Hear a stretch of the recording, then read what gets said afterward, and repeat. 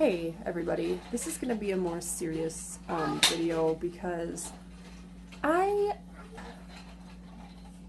just wanted to take a minute to apologize on behalf of other believers. I was on social media.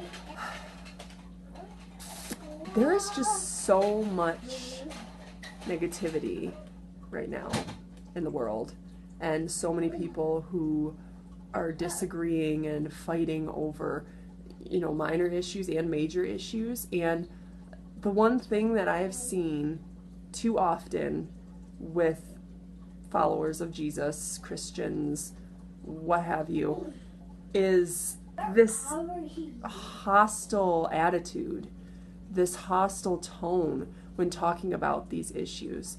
Of all the people who have hurt me in life, Christians without a doubt have done the most damage, have been the most hurtful in my lifetime. I don't know where these people are seeing in the Bible that it says that it's okay for us to openly bash and say hateful things about other people, other beliefs, and things like that.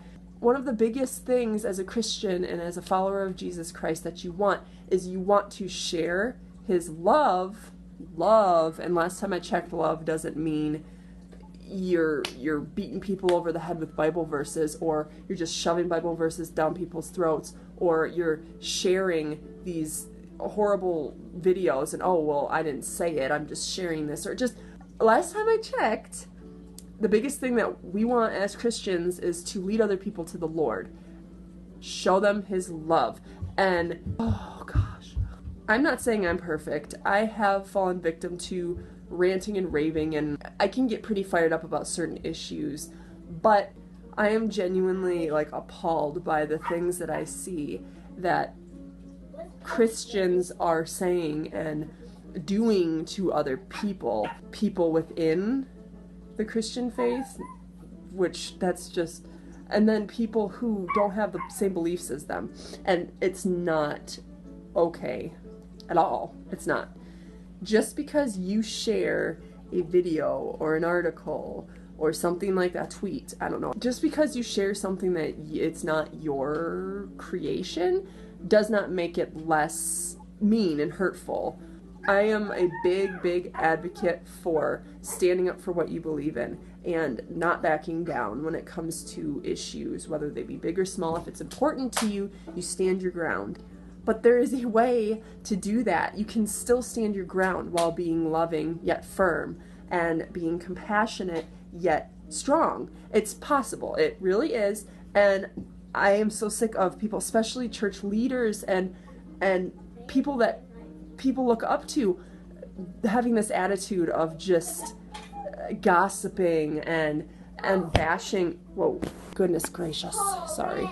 I'm just so sick of Christians having this attitude of just bashing other people and being, I can't, it makes me so frustrated, because honestly, I just wanted to apologize on behalf of other Christians, because the behavior of a lot of Christians these days is absolutely despicable, and I feel like a lot of people forget that if you are a true believer in Jesus Christ and you believe that you're going to die and go to heaven, that doesn't mean that you're excused from doing and saying horrible things. As I said, our main goal is to show people the love of Jesus, to improve things, and that doesn't mean that we back down from the big issues. We have to stand strong as Christians, but we're hurting our own mission if we're hostile, and I can't. At the same time, if somebody that you associate with reveals that they do not share the same views as you, why does that mean that we go on a rampage and we unfriend them, or we go and we say horrible things about them because they don't share the same views as us? I can almost promise you the reason that person doesn't share the same views as you is not because they want to get at you.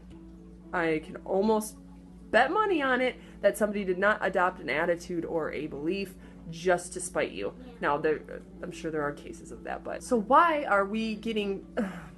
I have lost many friends, and I say friends because they weren't truly friends, in my opinion, if they can just cast me off over something like me voicing my opinion respectfully on an issue that's important to me.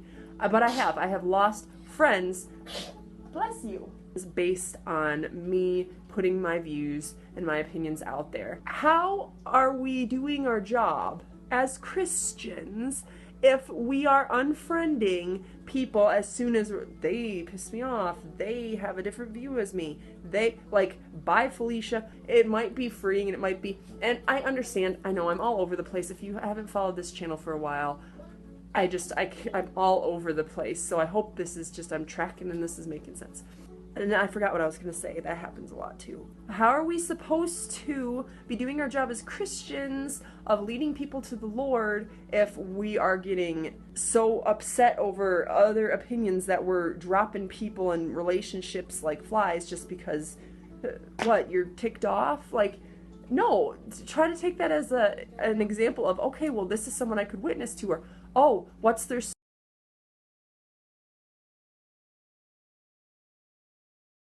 sorry, my iPad, which I record on, told me that there was not enough memory left.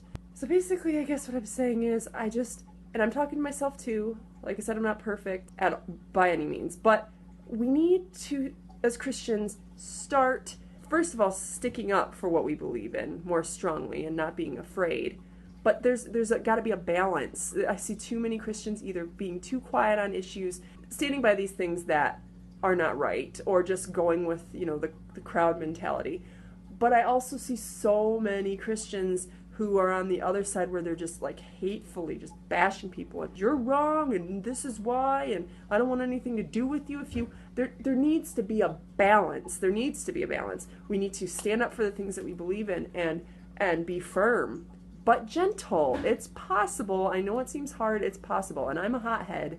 I can get very worked up, especially most of these issues happen behind the safety of like a computer and people get talking really big, and I understand how that goes, but we need to have more control.